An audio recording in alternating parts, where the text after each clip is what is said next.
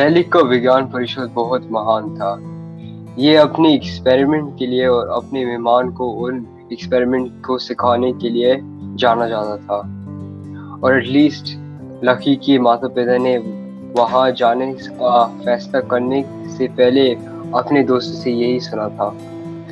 Museum के बाहर lucky बहुत परेशान था क्योंकि उसको समझ में नहीं आ रहा था उसके माता पिता किस बात के ऊपर खुशी में थे। Matter, molecules, mixtures, chemical changes, ये सब चीज क्या थी? जैसे वो अंदर गए, उन्होंने एक थोड़ा सा फ्रेंडली और थोड़ा सा पागल दिखने वाला आदमी उनको नमस्कार किया। मेरा नाम है परमेश प्रमोद और इस अनजान दिलचस्प साइंस की दुनिया में मैं आपका मार्गदर्शक होऊंगा। एक सामने वाले टेबल के पास आते हैं और देखते हैं कि टेबल के ऊपर अजीब से ग्लास स्पीकर है जिनमें थोड़ा सा पर्पल पाउडर भी है। अब ये एक बहुत ही फैसिनेटिंग एक्सपेरिमेंट है जो दिखाता है कि मैटर के पार्टिकल्स के बीच में स्पेस होता है।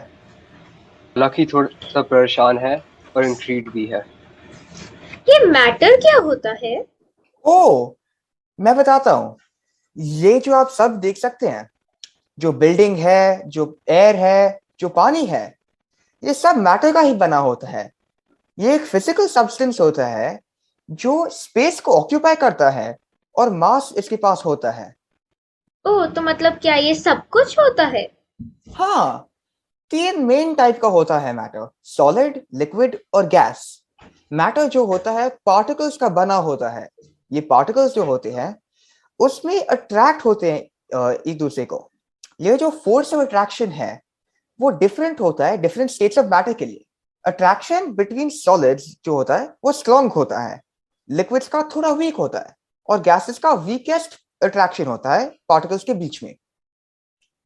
ओह अच्छा, तभी तो हम अपना हाथ हवा में बहुत आसानी से मूव कर सकते हैं। हाँ, वेरी गुड। अब यहाँ पर आइए, मैं आपको एक्सपेरिमेंट दिखाता हूँ।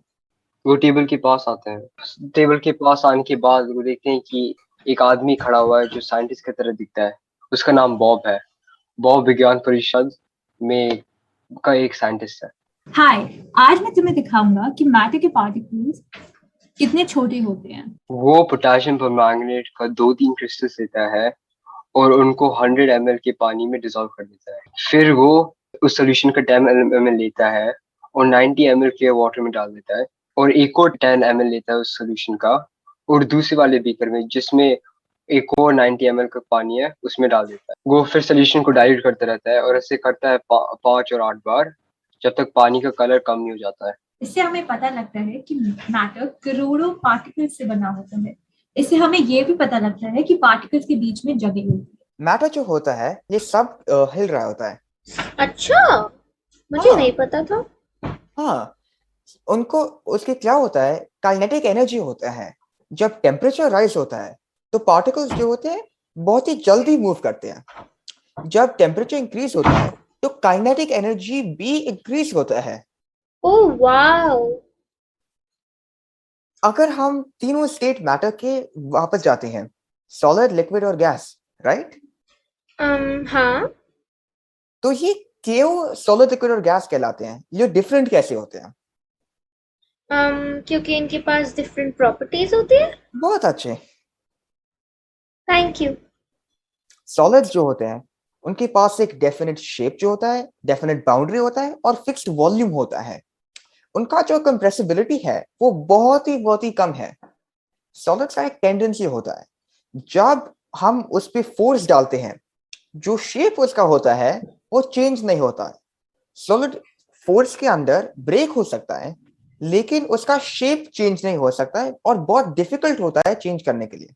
सो मतलब ये टेबल एक सॉलिड है? हाँ, ये जो सॉलिड का कैटेगरीज होता है वो मिलता है।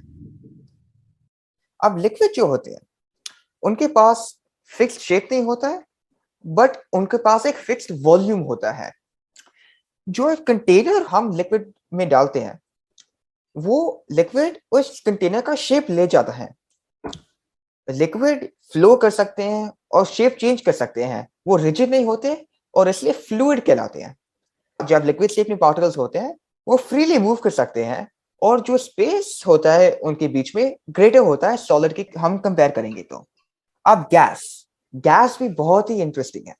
जो गैस होता है उनके पास हाई कंप्रेसिबिलिटी होती है। जो गैस के पार्टिकल्स हैं वो बहुत ही फास्ट मूव कर सकते हैं, और जो स्पेस उनके बीच में बहुत ही लार्ज है। वो एक प्रॉपर्टी भी शो करते हैं, डिफ्यूजिंग, मतलब दो गैस एक दूसरे के बीच में मिक्स हो सकते हैं।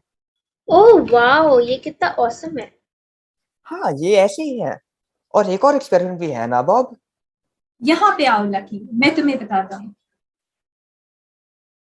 बॉब कुछ चीजें को कलेक्ट करता है, एक पेन, एक किताब, एक नीडल और एक लकड़ी। फिर वो इन चीजों का शेप स्केच करता है नोटबुक पर और दिखाता है कि इनके पास डेफिनेट शेप है, डिस्टिंक्ट बाउंड्रीज और एक फिक्स वॉल्यूम भी है। तो लकी, ये होती है सारी सॉलिड्स की प्रॉपर्टीज। बॉब आगे वाली चीजों को कलेक्ट करता है, पानी, कुकिंग ऑयल, दूध, जूस और कोको कोला। फिर वो डिफरेंट शेप की कंटेनर्स भी कलेक्ट करते हैं। फिर वो 50 ml मार्क ईच कंटेनर में मार्क करते हैं, और करने के बाद लिक्विड इन कंटेनर में 1 by 1 ट्रांसफर भी कर देते हैं और दिखाते हैं कि वॉल्यूम तो सेम रिमेन करता है पर शेप बदल जाता है। फिर वो 300 ml सिरिंजेस लेते हैं और इनको इनकी नोजल को रबर कॉक से बंद कर देते हैं। उसके बाद वो पिस्टन्स भी रिमूव कर देते हैं सिरिंजेस से, और बस एक सिरिंज को अकेले छोड़ देते हैं। दूसरी सिरिंज में पानी डाल देते हैं और तीसरी सिरिंज में चौक के टुकड़े भी डाल देते हैं। उसके बाद वो पिस्टन्स वापस सिरिंज में डाल देते हैं, और अब वो उन सब 3 पिस्टन्स को कंप्रेस करने की कोशिश करते हैं। हमें हमें दिखाते हैं कि जिसमें गैस था और जिसको अकेला छोड़ दिया था वो सबसे इजीली कंप्रेस हो गया था। जिसमें पानी था उसमें थोड़ा सा एफर्ट लगा, और जिसमें चौक था वो कंप्रेस नहीं हो पाया। तो लकी, यही होती है सारी स्टेट्स ऑफ मैटर्स की प्रॉपर्टी।